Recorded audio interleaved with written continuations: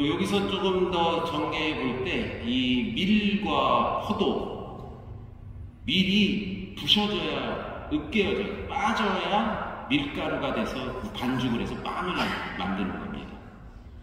포도도 가만 내버려 두면 안 되죠. 이 포도를 짓이겨야죠. 짓이겨 으깨져야 포도 이 즙이 나와서 포도주가 만들어지는 것이죠. 그러니까 밀가루와 포도주가 어떻게 만들어지느냐, 빠지고 으깨어져야 된다는 것이죠. 실제로 그렇게 으깨어지는 그런 삶을 예수님은 그렇게 우리에게 보여주셨던 것입니다. 반대로 예수님은 원수들을 짓밟지 않으시고 오히려 스스로가 으깨어지는 그런 삶. 그래서 오늘날 우리가 미사를 드릴 때도 이 빵과 포도주도 바로 그렇게 빠지고 으깨어진 그런 이 산물이 되는 것이죠. 그런 상징적인 또 의미를 우리가 찾을 수 있습니다. 이렇게 요한묵시록이 이런 종말론적인 그런 얘기를 전해주면서 복음서도 역시 이번 주간 계속해서 종말에 관한 예루살렘 멸망에 관한 성전 파괴에 관한 그런 이야기들이 쭉 이어지고 있습니다. 삶의 고통과 어려움을 겪으면서 주님께 버림받았다고 느끼며 굳건하고 영원할 것 같은 신앙이 뿌리째 흔들리고 무너지는 체험을 하게 될 때, 약해져 있을 때, 두려움이 몰아치고 앞이 캄캄할 때를 간혹 경험하게 됩니다. 실제로 성당을 좀 떠나거나 뭐 이런 사람들 중에도 사는 게 어렵고 직장 이런 관계가 막 꼬이게 되고 여러 가지 삶의 어려움이 오면서 그냥 무너져 내리고 성당을 멀리하고 하나님을 멀리하는, 아니면 또 그럴 때 이게 좋대더라 저게 좋대더라 이거 한번 해봐라, 야 요거 하면 금방 이거 회생할 수 있다, 요거 하면 그냥 따따블로 대박이야, 막 요런 것도 또 이게 많이 들어온단 말이에요. 어려울 때 여유 있는 사람, 좀 넉넉한 사람은 그렇게 무슨 일확천금 따따블 뭐 이런 거를 그렇게 혹하지 않습니다. 그런데 어려움에 있는 사람은 어찌 보면 그 간절함 때문에 더 그럴 수도 있죠.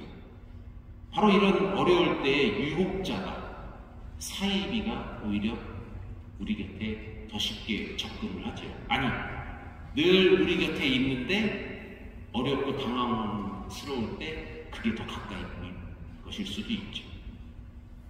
여기에 사실 우리가 속지 말아야 합니다. 그런 이야기를 오늘 복음 말씀은 우리에게 들려주고 있습니다. 어려울 때일수록 의연함, 또 당황하지 않음이 우리에게 요구되는 것이죠.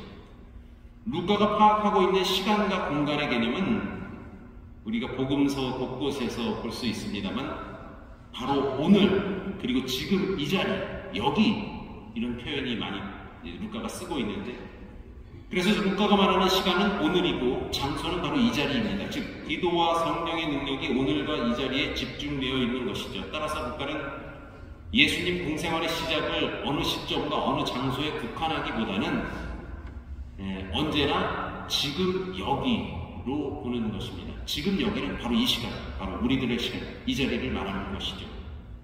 보세요. 이 유다인들에게 성전은 삶의 중심이었습니다. 종교가 그들의 삶의 대부분을 차지하였기에 성전 없는 삶은 상상도 못하였을 것입니다. 그래서 그들은 무엇보다 화려하고 웅장하게 성전을 지었고 유다인이라면 누구나 성전을 민족의 자긍심으로 삼았습니다. 그런데 그 성전이 무너진다고 예수님께서 말씀을 하십니다. 그들 삶의 모든 것, 내 삶의 모든 것인 이 성전이 무너져 내린다. 여기 보면 그것이 아름다운 돌과 자원예물로 꾸며졌다고 이야기하자 이 자원예물이라는 말은 예를 들면 임금 또는 아주 고위 계층에 있는 사람, 그런 사람들이 자신의 이 명성과 이런 것을 드러내기 위해서 성전을 짓고 할 때 그걸 이제 댄 것이죠. 여기 금박이 이렇게 쫙 있다. 그러면 뭐 헤로데가 내가 이 금은 헤로데 가문에서 낸 것이다. 뭐 역사적으로 헤로데 뭐 어떻게 되는지는 모르겠어요. 근데 그 역사적으로 보면 헤로데가 성전에 포도농부를 금으로 꾸몄는데 포도송이 하나가 사람 키만 했다. 뭐 이런 얘기예요. 그러니까 뭐 어마어마한 그런 자원이 들어갔겠죠. 아주 돈이 엄청 들어갔던 것이죠. 그러면 누가 봐도 야, 저건 헤로데가 이 성전을 짓는데 이만큼 큰 기여를 했다. 저 포도송이는 헤로데의 것이다. 뭐 이런 그런 아주 귀하고 값진 그런 예물이라고 뭐 우리가 알아들을 수 있으면 될 것 같아요.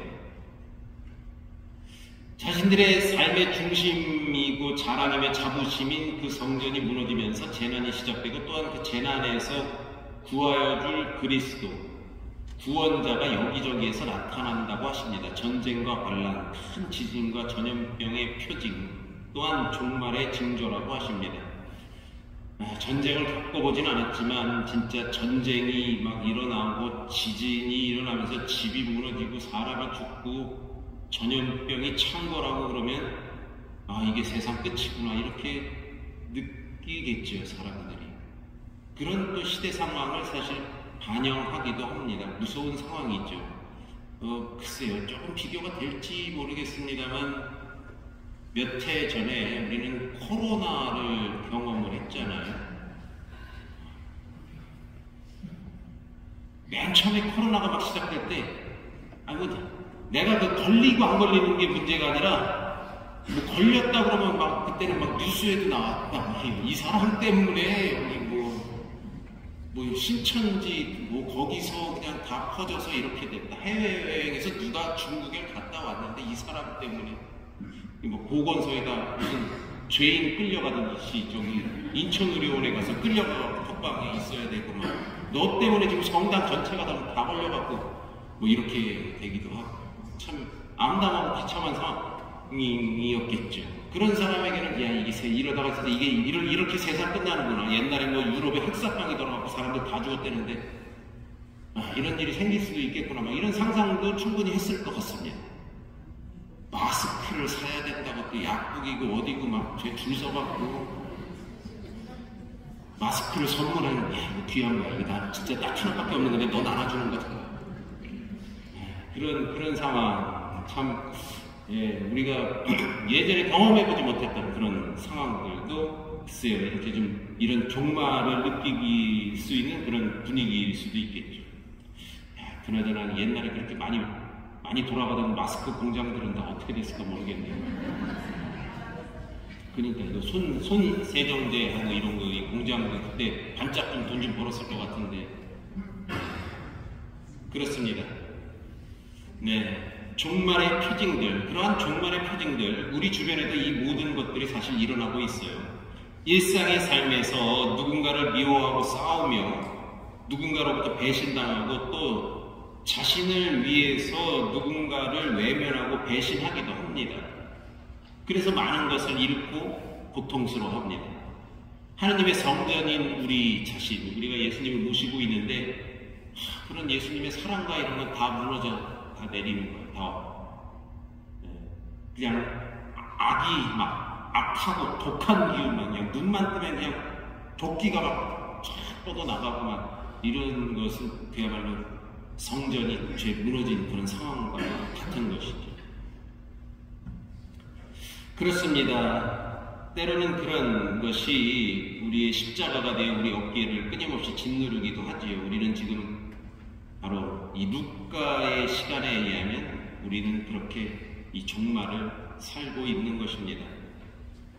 그것이 두렵고 떨리고 힘든 상황일 때는 더 하겠죠. 그러나 그것이 끝이 아님을 알고 있습니다. 예수님께서는 종말의 두려움보다는 그 삶에서 움트는 또 다른 희망을 이야기하십니다. 당신의 가치로, 당신의 사랑으로 다시 시작하라는 말씀인 것이죠. 예수님의 사랑으로 지금 나의 십자가를 포기하지 않을 때 우리는 지금 여기서 다시 새로운 시작을 체험할 수 있게 됩니다. 그럴 때 예수님의 공적인 복음 선포의 활동은 그 종말의 삶은 바로 오늘 그리고 여기에 또한 실현되어 실존하는 것이죠. 그러기에 종말은 꼭 두려움의 대상만이 아닙니다. 우리에게는, 믿는 이들에게는 오히려 희망,